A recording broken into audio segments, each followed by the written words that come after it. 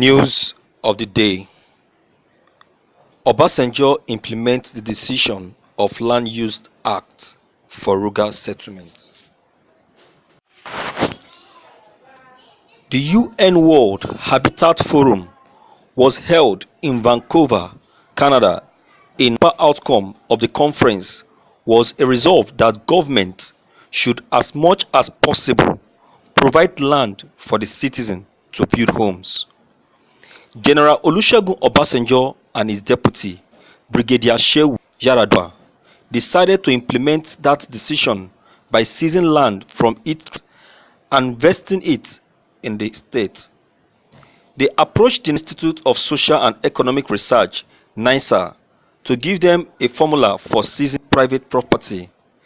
NISA, in its report, advised against it. It was undaunted. A 7-man panel was set up to formulate in the desired direction. Of the members advised against it, Obasanjo invited the remaining members to write a minority report, which later became the Land Use Decree, which was later entrenched in subsequent constitutions and Land Use Acts. On the auspices of the new legal instrument, Yaradua became the largest landowner in the country. Land was vested state governor.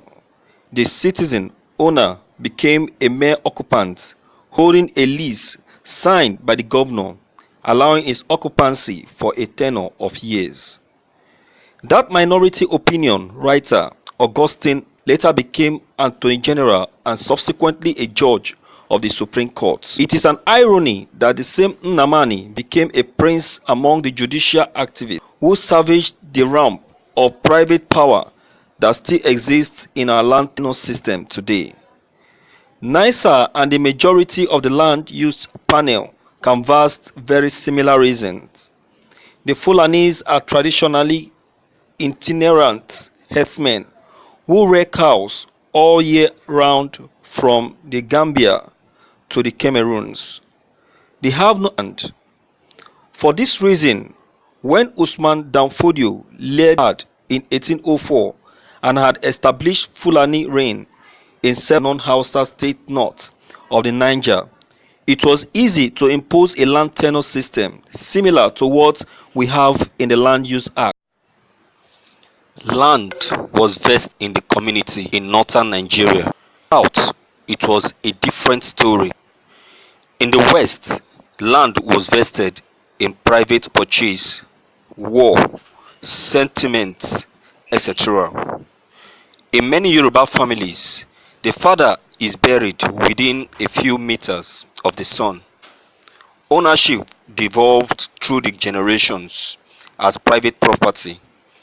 The majority traditional occupation were land-based farming, hunting and war. In the east, land is a prized possession and a monogamy.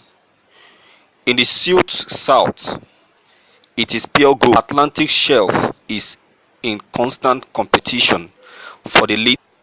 12,000 square meters of the region useful only for fishing.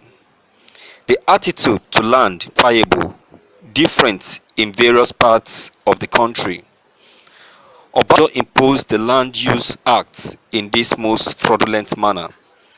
Our courts have risen stoutly to the challenge, preserving some traditional hold on land and creating what is at best a bifurcal. In 1976, before Obasanjo and his deputy started the peripatetic coup d'etat, private land ownership, the state needed to buy land compensation for development. Significantly, however, the words of the Lord Olajide Otawura, JSC, thus, a nation of private property without compensation is a fraud, echoes even after his death. In those words, the courageous judge called Obasanjo and Yaradua by their true names, land thieves, that created the framework for anybody to hallucinate creating land owned by others for strange, hungry people to domicile on. This is one great example of how men create problems they cannot solve.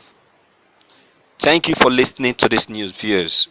As you all know, your contributions and comments are mostly welcome, just like our ex-president, President Olusegun Obasanjo, made his own contributions. What is your own contribution to this Ruga settlement? Do you think these people should be granted that? Do you think they should be given that chance to set in any of these lands to rear their cattle? Please, if you have any opinion, don't hesitate to leave your comment behind. Click on the subscription button as well as the bell button to receive more updates. Thank you.